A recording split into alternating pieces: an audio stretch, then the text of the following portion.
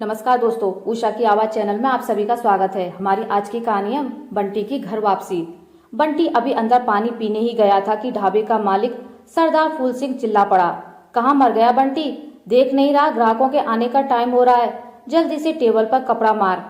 सुबह 5 बजे से बंटी काम कर रहा था, 1 मिनट की भी फुर्सत नहीं मिल रही थी। दोपहर की गर्मी में अभी उसने सारी टेबल साफ की थी, लेकिन तेज हवा से मिट्टी उड़कर बार बार टेबल पर आ रही थी।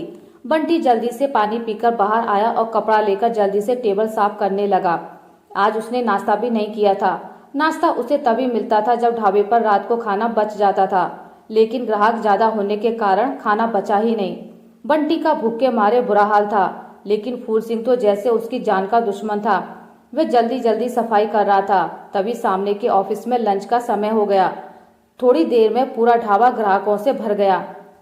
बंटी और उसके साथ दूसरे नौकर भाग भागकर ऑर्डर ले रहे थे, सफाई कर रहे थे।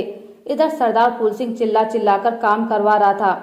अपने नौकरों से उसे कोई मतलब नहीं था, उसे बस गले में आ रहे पैसों से मतलब था।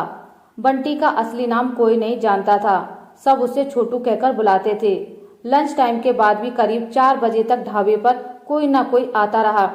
साफ सफाई के बाद फूल सिंह ने देखा कि थोड़ा खाना बचा है, तो वह बोला, चलो तुम लोग भी जल्दी से खाना खा लो, फिर शाम के खाने की तैयारी करो।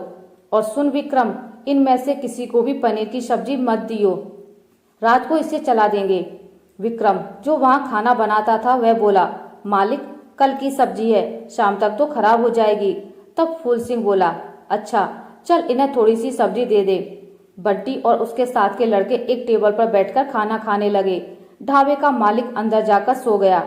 खाना खाने के बाद बंटी बैठकर अपने पिछले दिनों के बारे में सोचने लगा। बंटी एक गांव में रहता था। उसके माता पिता खेत में मजदूरी करते थे। वह दिन भर अपने साथ के बच्चों के साथ खेलता रहता था। ना कोई चिंता ना कोई फिक्र, कम में गुजारा हो जाता था। शहर से उसके पिता का एक दोस्त गांव गया और बोला, अरे शहर में इतने काम के रोज 400 रुपए मिलते हैं, तुम्हारा बेटा भी अच्छे से पढ़ सकेगा। वहाँ बड़े सरकारी स्कूल में मुफ्त में पढ़ाई होती है। इसकी उम्र के बच्चे इंग्लिश में बात करते हैं। बंटी के भविष्य की चिंता उन्हें गांव से शहर ले आई। एक बिल्डिंग में बंटी के माता पिता काम करने लगे। वो वहीं पास ही में एक छोटी सी झुग्गी में रहने लगे। बंटी से उसके पिता ने कहा, बस बेटा कुछ दिन की बात है, थोड़े पैसे इकट्ठे हो जाएं, फिर तेरा दाखिला स्कूल में करवा दूंगा। बंटी भी बहुत खुश था। पिता का वह दोस्त रोज घर आ जाता था। शाम को बंटी के पिता उसके साथ जाने लगे। उसने उन्हें शराब पिलाना शुरू कर दिया। कुछ ही दिनों में बंटी के पिता को शराब की ऐसी लत लगी कि उसने काम पर जाना छोड़ दिया। अब वह दिन भर शराब पीकर पड़ा रहता। बंटी की माँ मजदूरी करके लाती, तब कहीं चूल्हा जलता।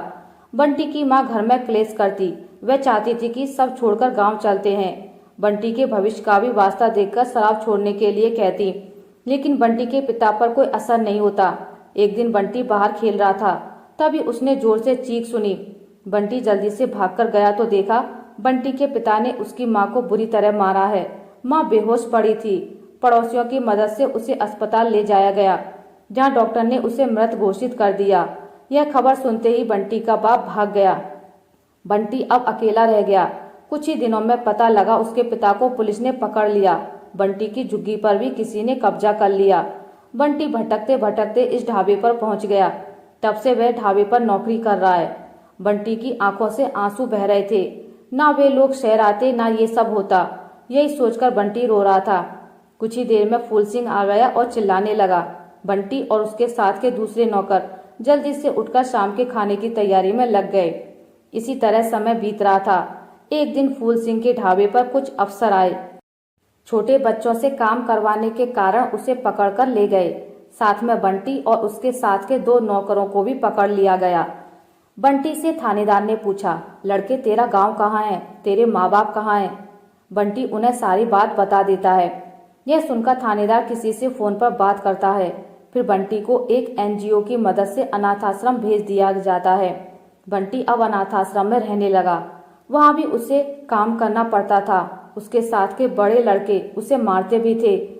सब सहकर भी बंटी कुछ नहीं बोलता था, बस उसे समय पर खाना मिल जाता था। एक दिन बंटी के अनाथ आश्रम में एक थानेदार आया। उसने बंटी से बात की। वह बंटी को अपने साथ ले गया। बंटी के पिता की सजा पूरी होने वाली थी। उन्होंने बहुत मेहनत से जेल में काम किया, जिससे उनकी आगे की सजा माफ हो गई। थानेदार को उनसे हमदर्दी हो गई थी। उनके पछतावे को देखते हुए उसने बंटी को ढूंढने का वादा किया। आज बंटी को देखकर उसके पिता उससे लिपटकर बहुत रोए। उन्हें देखकर बंटी भी रोने लगा। जेल में किए काम के पैसे लेकर बंटी के पिता ने वापस गांव जाने का फैसला किया। बंटी अपनी मां को खोकर और कुछ कड़वी यादों को लेकर अपने पिता के साथ वापस अपने गांव आ गया। आशा करती हूँ आपको मेरी आज की कहानी अच्छी लगी होगी। अगर आपको मेरी कहानी अच्छी लगी है तो इसे लाइक करें, ज़्यादा से ज़्यादा शेयर करें, और अगर आप मेरे चैनल पर नए हैं तो इसे सब्सक्राइब करना ना भूलें। मिलते हैं एक नई कहानी के साथ, तब तक के लिए नमस्कार।